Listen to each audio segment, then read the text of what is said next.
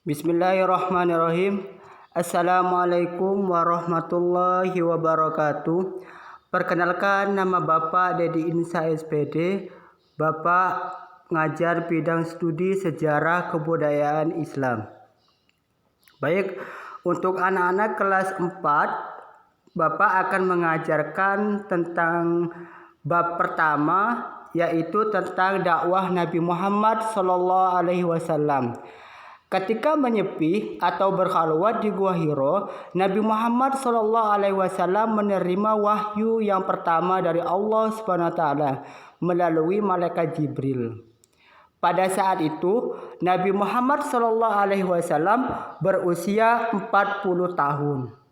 Kemudian beliau menceritakan kejadian itu kepada istrinya Khadijah. Mendengar cerita tersebut, Khadijah mengajak Nabi Muhammad SAW untuk bertemu Waraqah bin Naufal atau sepupu Khadijah.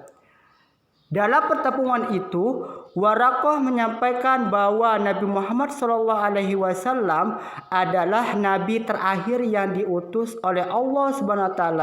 Setelah turun wahyu yang kedua, yaitu surat Al-Mudaththir ayat 1-7, Nabi Muhammad SAW mulai berdakwah kepada umat manusia.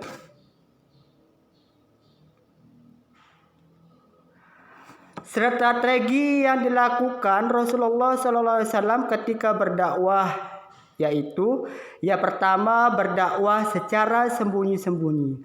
Dakwah secara sembunyi-sembunyi adalah dakwah yang pertama dilakukan selama 3-4 tahun di rumah Arqam bin Abil Arqam.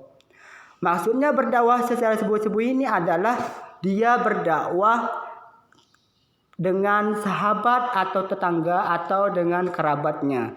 Nabi Muhammad SAW menyebarkan agama Islam kepada tetangganya sendiri, kerabat, serta sahabat dekatnya. Di antara mereka itu adalah yang pertama Khadijah binti Khuwailid atau istri Nabi Muhammad SAW.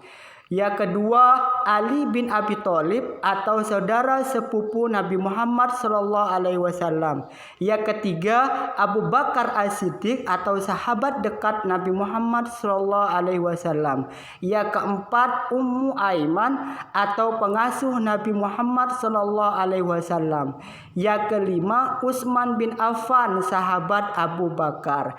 Yang keenam Zubair bin Awam atau sahabat Abu Bakar.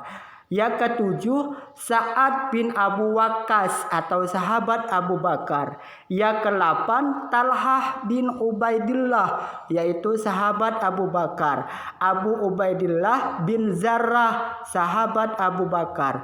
Arqam bin Abil Arqam, sahabat Abu Bakar. Dan yang terakhir Zaid bin Haritsah, anak angkat Nabi Muhammad SAW.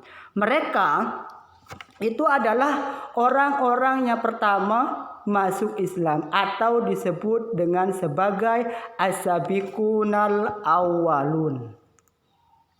Yang kedua, berdakwah secara terang-terangan. Dakwah ini dimulai sejak tahun keempat dari kenabian.